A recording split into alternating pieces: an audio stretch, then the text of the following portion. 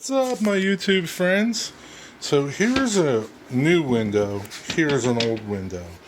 These are side windows, these are operable windows, okay? Little hand grabs go here. There's a lot going on with this window, right? Doesn't look like it, right? Looks pretty standard, right? But here, right? This edge is, I don't know the degrees, just say it's 5 degrees. There's a 5-degree bevel here, and then there's somewhat of a bevel here, okay? And what that does is, this is a cutaway of the windowsill, right? So this is the inside of the window. This would be the sill this way. And what that does is, because this sill is at an angle, right? You see that angle there, right? This should be at an angle close to the sill. So what I did was got my adjustable bevel square, right? Got this angle because this is 90 and then this is an angle. Got this angle with the adjustable square, the bevel square, right? Then I went over with my trusty. So I'm thinking, how can I get that angle, right, on the bottom of that window repetitively, easily, and just, racking my head. Came over to my joiner, right? A joiner, the fence on the joiner is adjustable, right? Took my square, right? Got the angle that I needed, right? Now, so I got the angle that I needed. That's the angle, okay? Now, it's hard to tell, and I really can't show you. Yeah, I really can't because, well, maybe I can. I apologize. Here's my square, right? You can see. I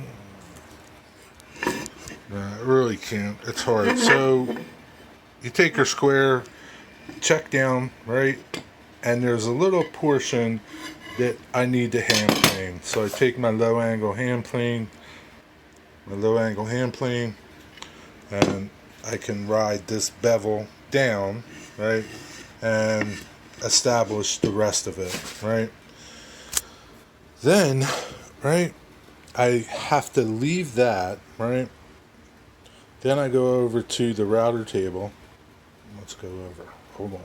So then I come over here to the router table. I have a rabbiting bit in here to make this rabbet, okay?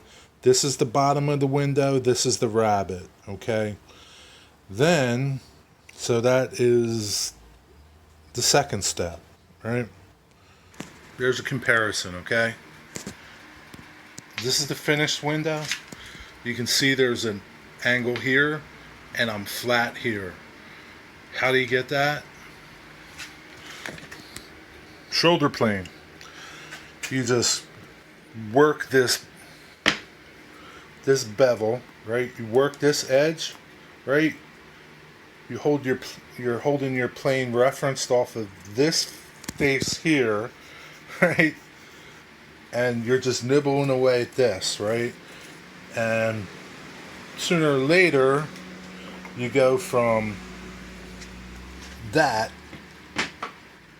to that. Takes several passes. I'm not going to lie to you, it takes a little while, right? That's your second step, right? Then you need to ease this edge and then just clean up all your other edges, right? Let's see. 1, 2, I'm sorry, this was your third step, right? Creating this bevel, right? That's your third step. And then, the rest is, if you want to call this a step, you got to ease this edge here, this top edge, and then ease the bottom edges. And so say 4 steps to do this.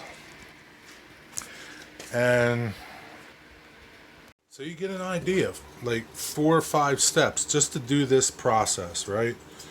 To get it to sit on this window, right?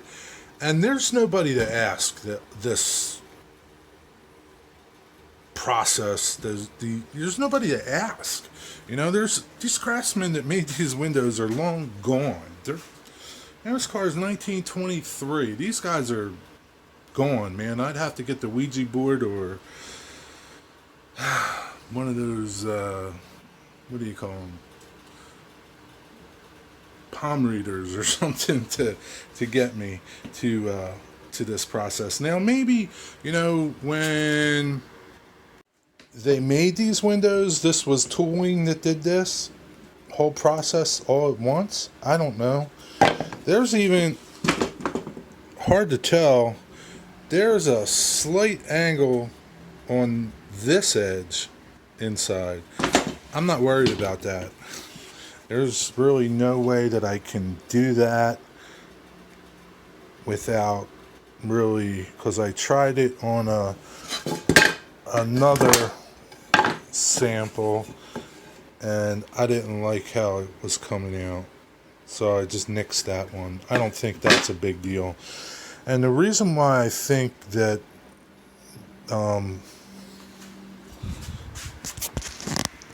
I need this bevel is for this window, so when the window comes down, it doesn't get hung up on this lip. And that's my only thought of why I need that bevel. There's nobody to ask, remember? So I'm just replicating this new window from the old window the best that I can, because I don't know. Like I said, there's nobody to ask. I don't know. This is, when I do things like this, it's not like building a cabinet. Everything's 90 degrees and blah, blah, blah. It just goes together.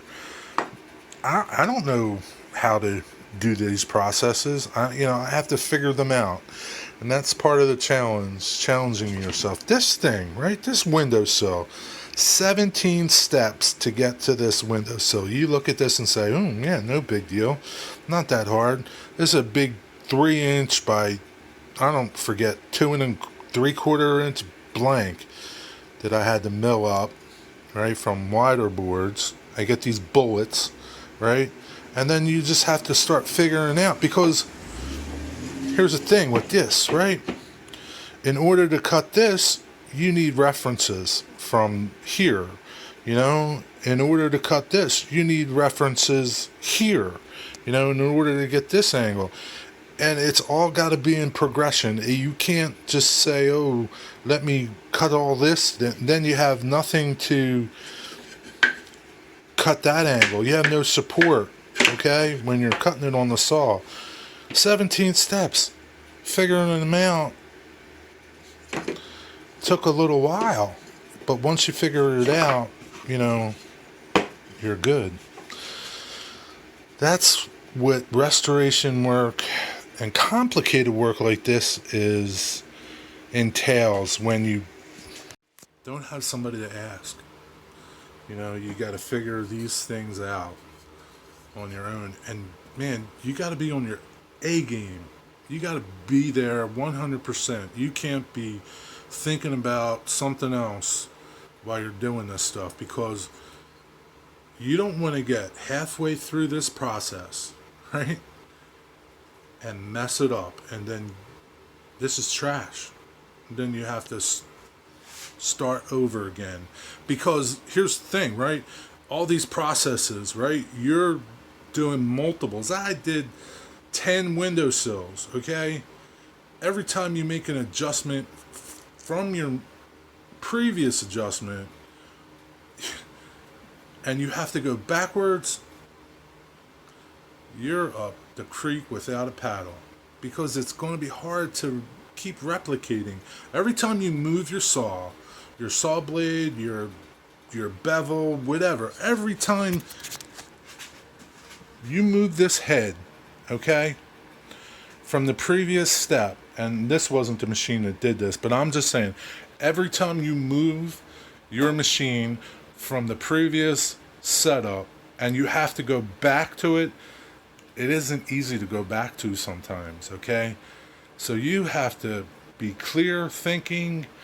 You have to, without a doubt, know what each step is so that you don't go back. Because you start going back and you throw this away halfway through, it's like you've lost a lot of hours getting to this point. And when you're paying, when somebody's paying you to do this job, you know, and you start going backwards, then you start losing money.